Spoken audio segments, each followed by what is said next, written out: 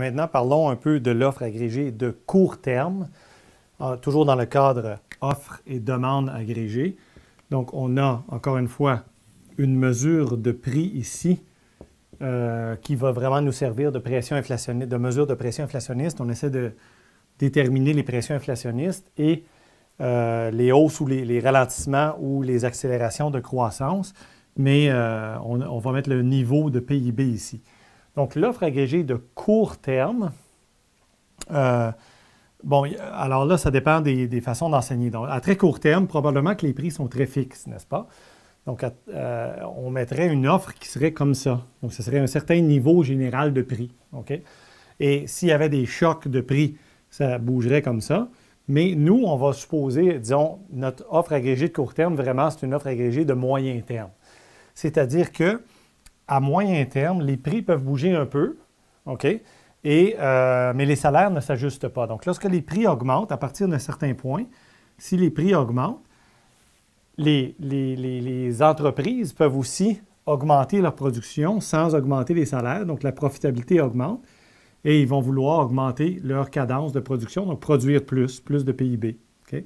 Et donc, l'offre agrégée à court terme sera à pente montante à cause des salaires rigides à court-moyen terme.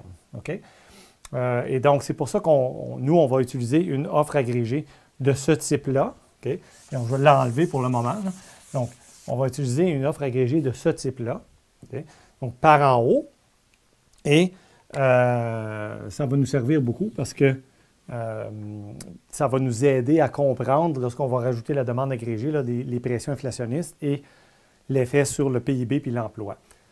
Donc, on a une offre agrégée à court terme à pente montante. Et en gros, ce à quoi vous devez réfléchir, c'est que l'offre agrégée, c'est la production.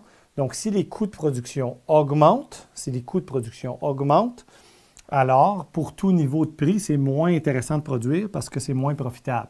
Ou vous pouvez le voir, ça met des pressions de prix. Évidemment, vous pouvez le voir aussi comme ça. Donc, ça met des pressions de prix. Pour tout niveau de production, c'est plus cher. Donc, ça met des pressions sur les prix. Et donc, toute l'offre agrégée de court terme augmente.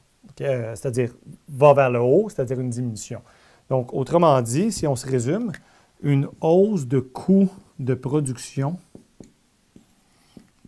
pour quelque raison que ce soit, ça fait en sorte que l'offre agrégée de court terme se déplace vers le haut ou vers la gauche. Vous le voyez comme vous voulez. OK?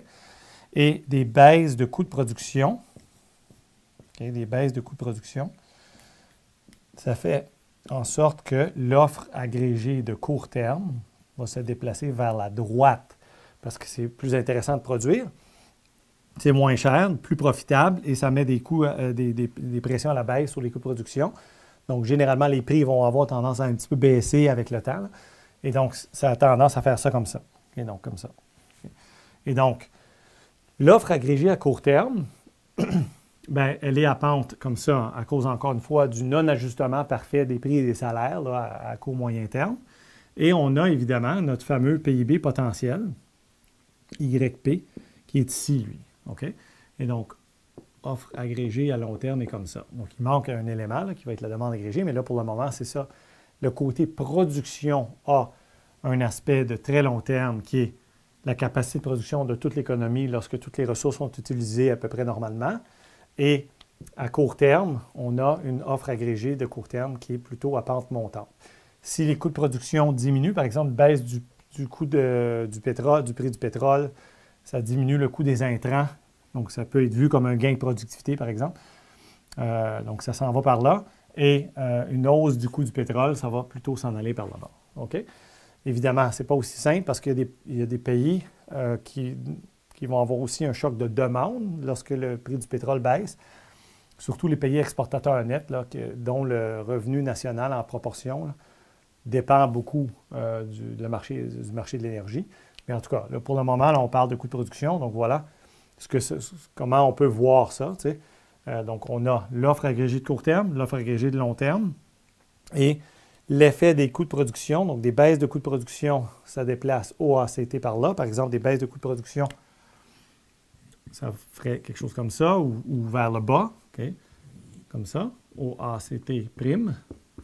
Et des hausses de coûts de production, ça ferait le contraire. Donc, c'est un choc d'offre négatif. OACT prime, mettons, comme ça. Okay? Donc, ça s'en irait plutôt par là-bas. Okay? Et donc, voilà pour le côté offre ou production de l'économie. Donc, à long terme, à court terme, et voilà.